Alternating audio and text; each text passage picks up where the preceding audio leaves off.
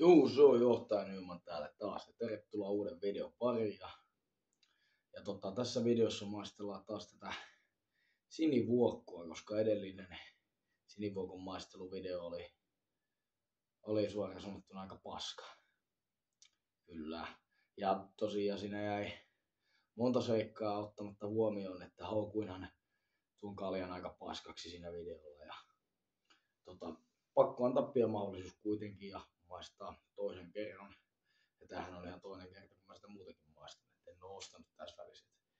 Saatana euro 10 ja nehän nosti tosiaan punahilonkin hintaa, sen ihan peruspunahilkan hintaa täällä Kouvolassa, niin 2 sentillä.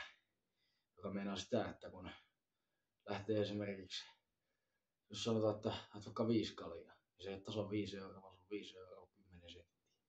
Ja sitten taas 10, niin se on 10 euroa 20 senttiä, joo.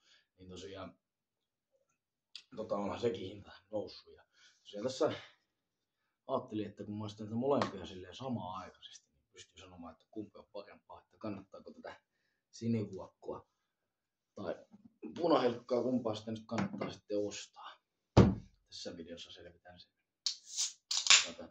Tästä voi ottaa muutenkin vähän kuikan, kun jääkaappi on tässä lähellä.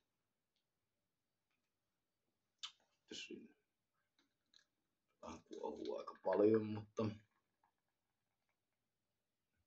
semmoinen maistiainen. Ja sitten sinivuokko. Kyllä kylmät on tölkkiä, että voi otsaa tunkea. Ei ole kuumassa tänä, kun pitää näitä työvaatteita pitää päällä. Koko ajan täytyy töitä tehdä. Se on tässäkin näitä kiinteistöhoitajan hommia koko ajan tälläkin hetkellä, kuten näette. Ja joo.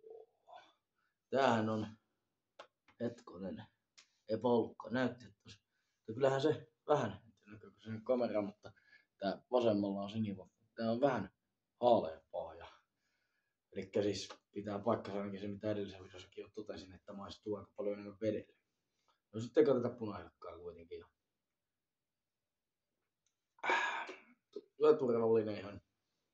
Sanotaan, että paras kalja niin kuin hintalaatusuhteelta. Se on tai no nythän se nousee 2, mutta no jos käteisellä maksaa, niin ostaa vain 1 kerrallaan, niin siinähän se on hoitu. Itse asiassa 1 päivä ostinkin 1 kerrallaan muutaman 10 tölkin. Sitten tää sinivuokkoa.